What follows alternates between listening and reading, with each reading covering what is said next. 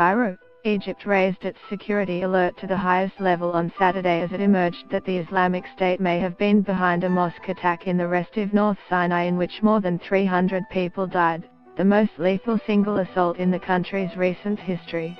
Hours after the midday attack on Friday, the military said it launched overnight airstrikes that destroyed vehicles believed to have been used in the gun and bomb attack on the mosque west of the city of Al Arish.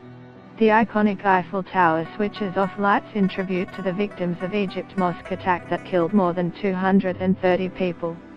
South Africa's Supreme Court has increased Oscar Pistorius' murder sentence to 13 years and 5 months after the state argued the original punishment for killing his girlfriend, Reeva Steenkamp, was shockingly lenient. The Pentagon is likely to announce soon that there are about 2,000 U.S. troops in Syria, 4 times the number previously disclosed. Emerson Mnangagwa was sworn in on Friday as President of Zimbabwe in front of thousands of cheering supporters at Harare's National Stadium, bringing the final curtain down on the 37-year rule of Robert Mugabe. In Beirut, many fear Saudi Arabia could spark sanctions, putting further strain on economic ties between the two.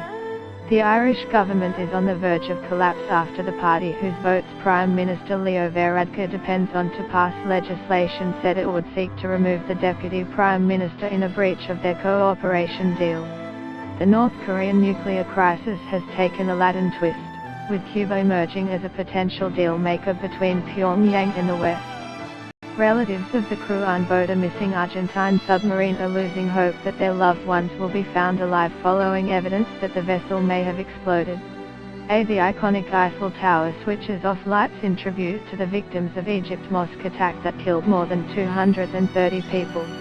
There has been no claim of responsibility, but analysts said it bore the hallmark of an Islamic State affiliate that operates in the area and highlighted the challenges President Abdel Fattah el-Sisi faces restoring security and reviving economic growth after years of upheaval since the 2011 Arab uprisings. Initial investigations showed the attackers hoisted the Islamic State flag during the attack, which was carried out by 25 to 30 militants, the public prosecutor's office said in a statement. The militants, who stormed the mosque frequented by Sufis, a mystical sect of Islam, blocked the door and windows of the building and opened fire on worshippers with automatic weapons, according to the statement. They arrived in 5 sport utility vehicles, it said. At least 27 children were among the dead, and more than 100 other people were wounded, authorities said. The incident, coming as Egypt is making significant progress in reviving an economy battered in the wake of the 2011 uprising that ousted President Hosni Mubarak, laid bare the challenges confronting el-Sisi and his government in combating a resilient militancy that has defied efforts to stamp it out. The scale of the assault and the choice of target, people gathered for Friday prayers at a mosque frequented by Sufi Muslims, stunned the nation, drew international condemnation and triggered air raids by Egypt's military.